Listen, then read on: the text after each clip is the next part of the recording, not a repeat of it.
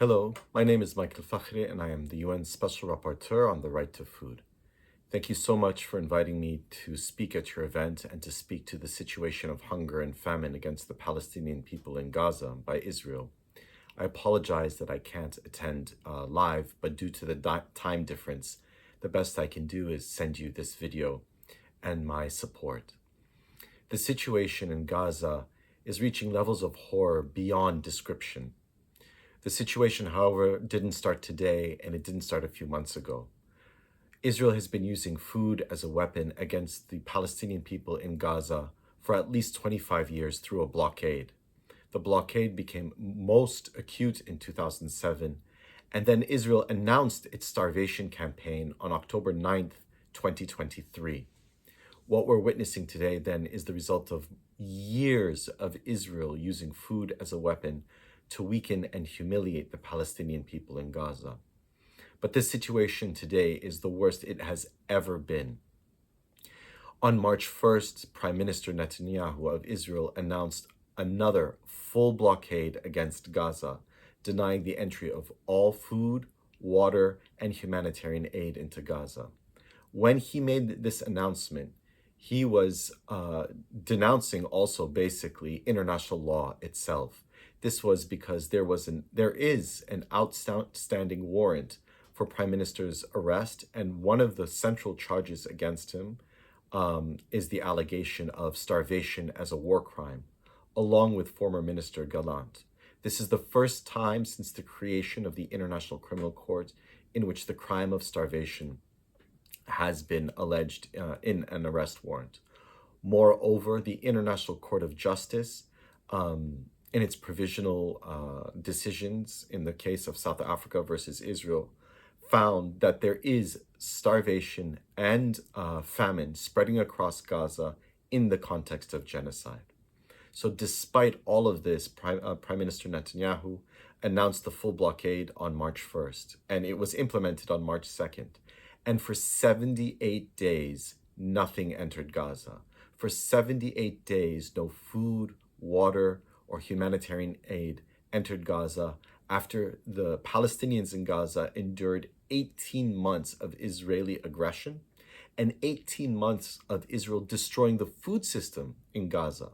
So not only has Israel restricted aid, denied aid, and targeted humanitarian convoys with strikes, but it has also destroyed the food system in Gaza, making it incredibly difficult, if not impossible, for the Palestinian people to feed themselves. So from March 2nd to May 19th, nothing entered Gaza, and there was a full blockade. Then Israel, along with the United States, implemented an operation through what was called the Gaza Humanitarian Foundation, which started operating on May 25th. From the beginning, every person in the humanitarian aid community, every official in the UN criticized the Gaza Humanitarian Foundation before it went into operation. Everyone knew that this operation was intended to use aid as a military and political tactic, not as humanitarian aid. In fact, in April, the Secretary General himself had already criticized the Gaza Humanitarian Foundation. And sure enough, unfortunately, this was proven to be correct.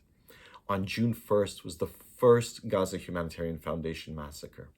Since then, over 450 people have been killed by Israeli forces and US mercenaries at these aid sites. So what is the Gaza Humanitarian Foundation? It is nothing more than militarized, privatized sites using food to as bait to bait civilians and then control them, depopulate northern Gaza, continue the ethnic cleansing. Ultimately, Israel has told us its plan from the very beginning. Israel's main plan is to fully occupy and ultimately annex all remaining Palestinian territories. This means Gaza, the West Bank, and East Jerusalem. And Israel continues to use food as a weapon to displace, humiliate, harm, and kill civilians without any accountability. So what can be done? Already we've seen civilians mobilize and enforce international law through their own hands, whether it's the Gaza Freedom Flotilla attempting to break through the naval blockade, or it's the Salmidoun network marching from Tunisia, connecting with the global march to Gaza in Cairo, doing their best to bring humanitarian aid to the Palestinian people. This is an unprecedented mobilization of people, but ultimately governments must meet their obligation, and they are falling short to prevent genocide and stop the starvation. We know the conditions necessary. We must have an immediate unconditional ceasefire. But we also keep seeing the deadlock at the Security Council. So what must happen then for humanitarian aid to enter in a way that can end starvation and famine in Gaza is for the General Assembly to pass a resolution under its authority for uniting the peace resolution under the UN Charter and call for peacekeepers to accompany humanitarian convoys to enter into Gaza. We know what needs to be done. UN agencies are all ready. The International Committee for the Red Cross is ready. The world's civilians are ready. Everyone is ready to help the Palestinian people in Gaza.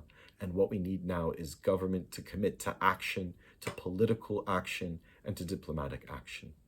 I wish you all the best, and thank you very much.